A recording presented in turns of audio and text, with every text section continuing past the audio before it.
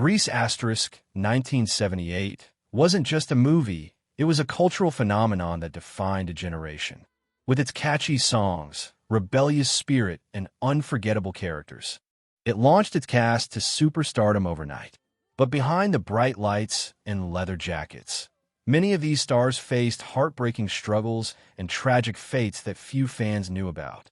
From secret health battles to shocking addictions, from untimely deaths to heartbreaking declines, the real stories of the Grease cast are far more dramatic than anything they portrayed on screen. Some became legends, others faded into obscurity, and a few met endings so tragic they'll leave you stunned.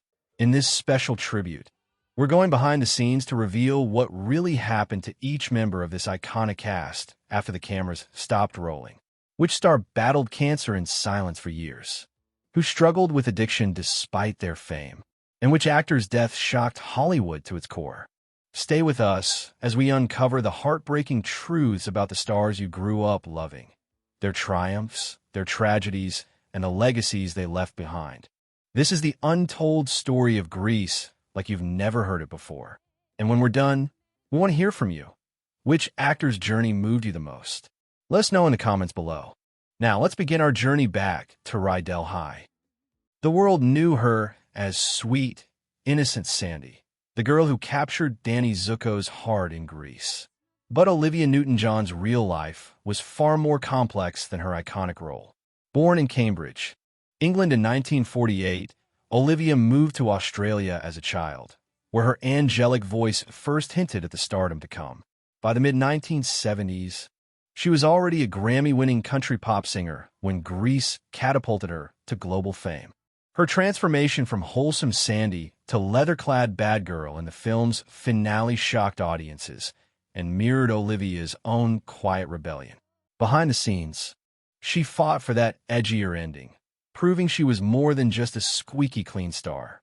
The film's success made her one of the biggest names in entertainment, with her 1981 hit Physical breaking records and cementing her pop icon status.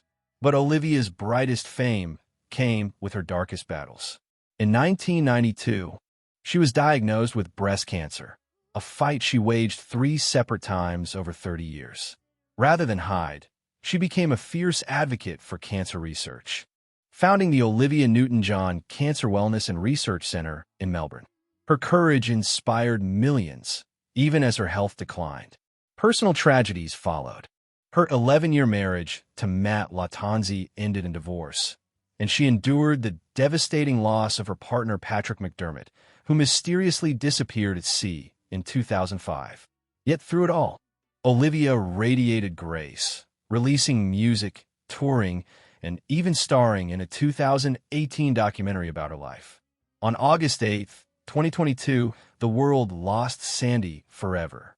Olivia passed away at 73 at her California ranch, surrounded by family. Tributes poured in from co-stars like John Travolta, who called her the most courageous woman I've ever known. Today, her legacy lives on through her music, her philanthropy, and that unforgettable moment in Grease when she proved even good girls could be glamorous rebels. The leather jacket, the slick-back hair, the tough guy's smirk. Jeff Conaway's Kenickie was every bit as iconic as Travolta's Danny in Grease. But behind that bad boy charm was a man whose real-life struggles mirrored his character's rebellious spirit, with tragic consequences. Born in 1950 in New York City, Jeff was a natural performer from childhood, landing Broadway roles before most kids could drive. His breakout came with Grease in 1978, followed immediately by his role as struggling actor Bobby Wheeler in Taxi, making him a household name. At just 28, Jeff had it all: fame, fortune, and a seemingly unstoppable career. But Hollywood's pressures soon took their toll. Jeff developed a crippling addiction to cocaine and prescription pills that derailed his career. By the 1980s, he was turning down roles, including Dallas, due to his substance abuse. His marriages crumbled, first to Happy Days actress Carrie Kasem, then to Ronan Newton-John, Olivia's niece. The 2000s brought public rock bottom. Appearances on Celebrity Rehab revealed a broken man, wheelchair-bound from back surgeries and still battling demons. His final years were spent in and out of treatment centers, estranged from family. On May 27, 2011, Jeff was found unconscious in his home after overdosing on prescription drugs. He never woke up, dying at 60 from pneumonia complicated by sepsis. His Grease co-stars mourned the loss of the vibrant talent they'd known. Travolta called him family. Today, Jeff's story serves as Hollywood's cautionary tale, the T-bird who flew too close to the sun. With her razor-sharp wit and no-nonsense demeanor, Eve Ardan stole every scene as Rydell High's formidable Principal McGee. But long before she was laying down the law to the T-birds, Ardan had already cemented her place as one of Hollywood's most beloved character actors, a career spanning an incredible 6 decades. Born in 1908 as Eunice K. Dens, she changed her name early in her career. Ardan got her start in vaudeville before becoming one of radio's biggest stars in the 1930s. Her breakout film role as the wisecracking best friend in 1945's Mildred Pierce earned her an Oscar nomination and typecast her as the quintessential sardonic sidekick, a role she perfected in over 60 films. When Grease came calling in 1978, 70-year-old Ardan was already a television legend from her Emmy-winning sitcom, Our Miss Brooks. Her deadpan delivery of lines like, "I don't make the rules, I just think them up and write them down," became instant classics. Off camera, she was just as witty, known for keeping the cast in stitches between takes. But behind the laughter, Ardan faced personal tragedy. Her first marriage ended in divorce, and her second husband, actor Brooks West, died suddenly in 1984 after 36 years of marriage. She quietly retired from acting in the late 1980s as her health declined. On November 12, 1990, the woman who defined the term scene stealer passed away from colorectal cancer at 82. Unlike her Grease students who burned bright and fast, Ardan's career proved that sometimes the most memorable stars aren't the leads. They're the ones who make every moment count. The moment Dette Charles strutted onto the screen as Cha-Cha, the best dancer at St. Bernadette's, she stole the dance competition and audience hearts with her fiery performance. But behind those dazzling spins in Grease hid a story of unfulfilled potential and a life cut tragically short.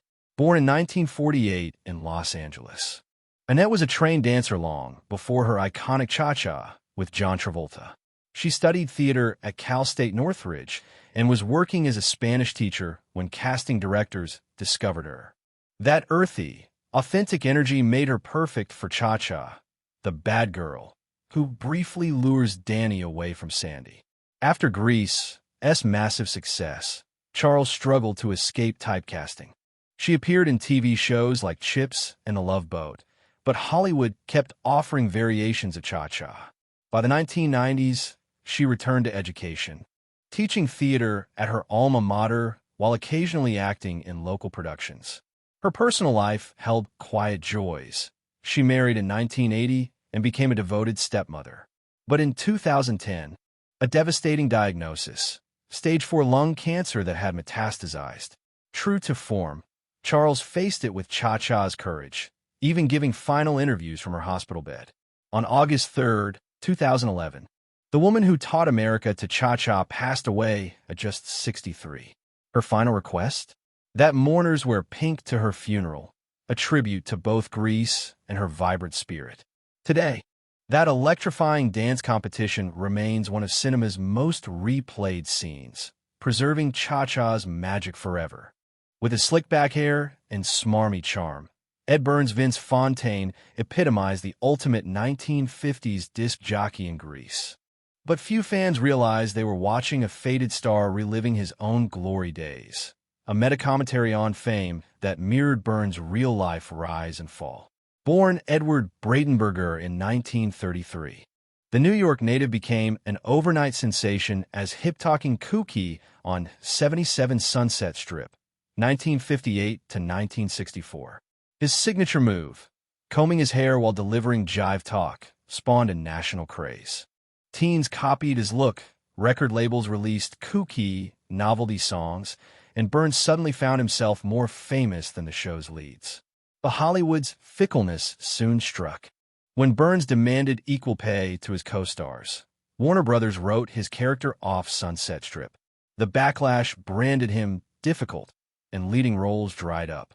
By 1978, Grease offered cruel irony, playing an aging DJ clinging to relevance, just as Burns was doing in real life. Off-screen, battles with depression and alcohol haunted him. 3 failed marriages left him financially strained, forcing him to accept minor roles into his 70s. In a tragic twist, his Grease song Born a Hand Jive became more famous than he was. Ed spent his final years in quiet obscurity before passing at 87 on January 8, 2020.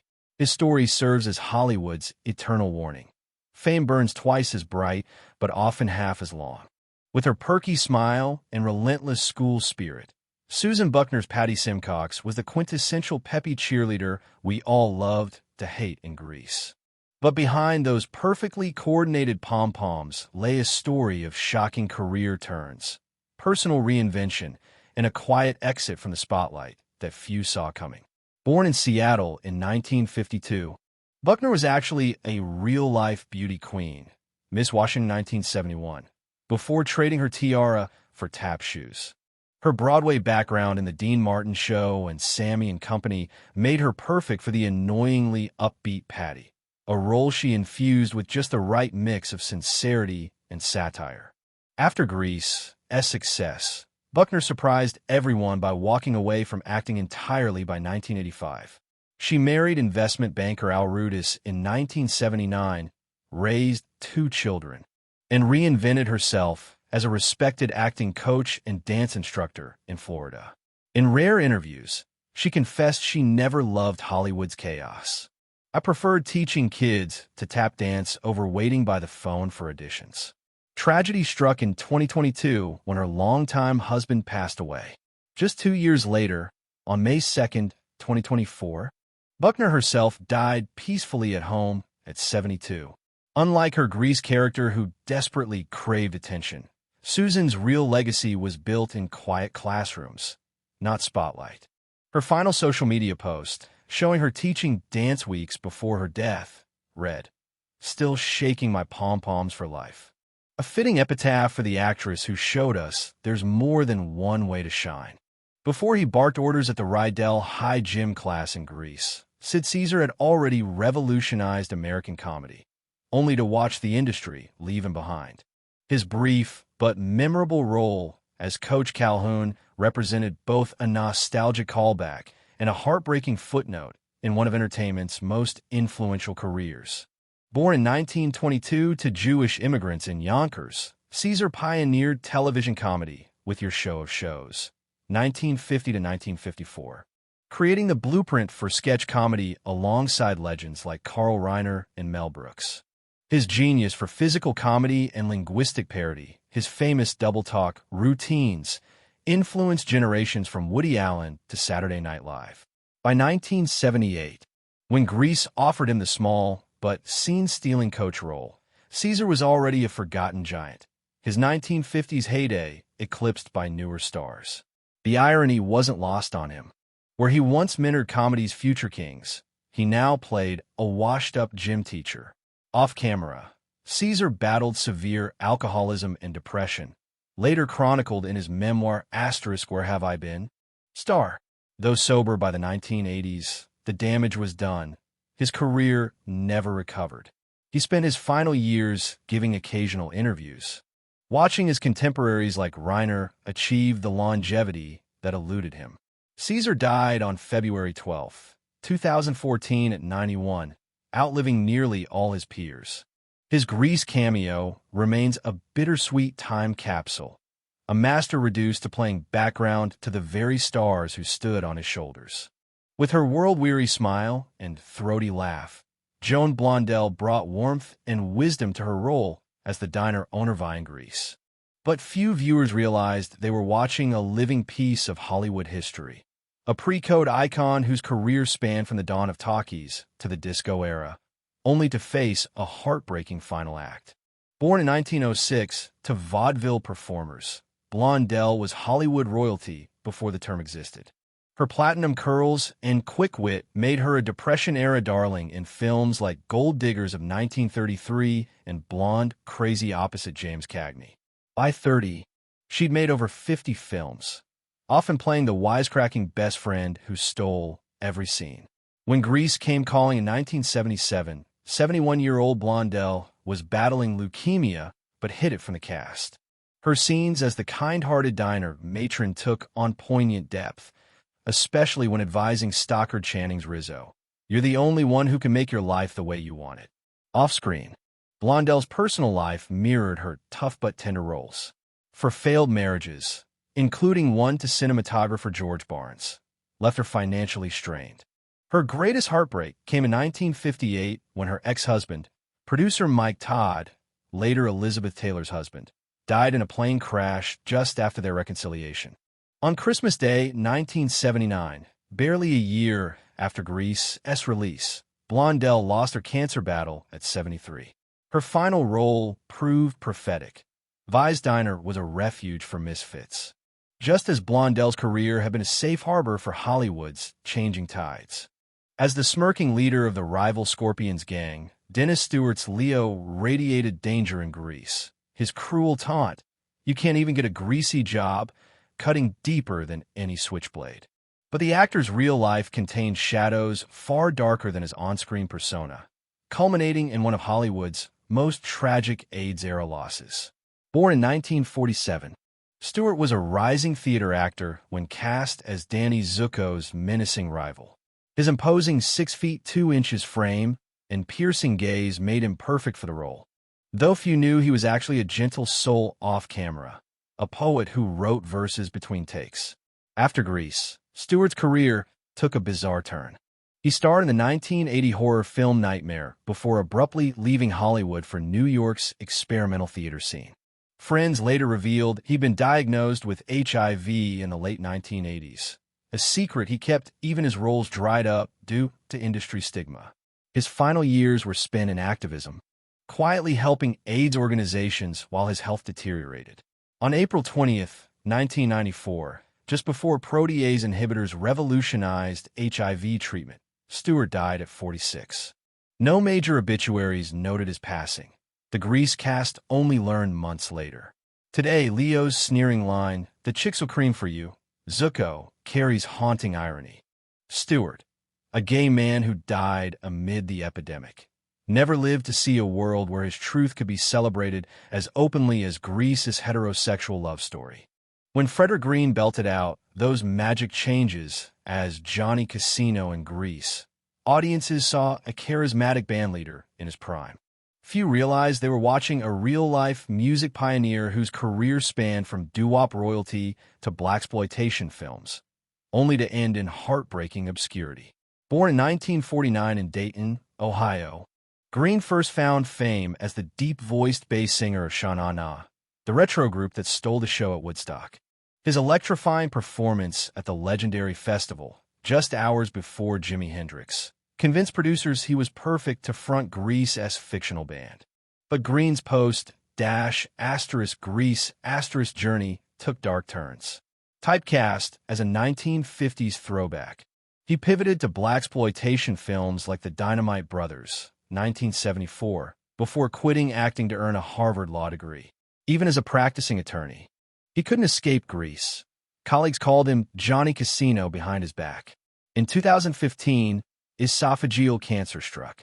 With no health insurance, Green crowdfunded his treatment, writing on GoFundMe, "*Still rocking, just need help with this last set." He died on September 5, 2015 at 66. His final Facebook post, a Grease still with the caption, "*Never regretted note." Today, Sha Na Na's Woodstock footage ensures his legacy lives on. The pompadoured bassist who bridged the gap between Chubby Checker and disco, then vanished into the shadows. The story of Grease's cast is more than a Hollywood footnote. It's a mirror reflecting fame's fleeting nature and the resilience of the human spirit. For every John Travolta who achieved enduring stardom, there was a Jeff Conaway or a Dette Charles whose light burned bright, but far too briefly. These actors gave us more than catchy musical numbers and leather jackets. Olivia NewtonJohn taught us grace in adversity. Ardan showed us how to command a scene without demanding the spotlight. Dennis Stewart's tragic fate reminds us of an epidemic era too many have forgotten. Together, they embodied the bittersweet truth. Not every high school dream gets a happy ending. Yet, decades later, their performances still captivate new generations. That's the real magic of Grease. Not just the nostalgia it evokes, but the humanity it preserved. When we rewatch the film today, we're not just seeing characters. We're witnessing fragments of real lives, some triumphant, some tragic, all unforgettable. As the credits roll on our tribute, we're left with one question. Which of these stories resonated most with you? Was it Cha-Cha's quiet courage, Kenicki's cautionary tale, or Sandy's enduring hope? Share your thoughts below, and remember to subscribe for more untold stories from Hollywood's golden age. After all, as Grease taught us, the memories may fade, but the legends never die.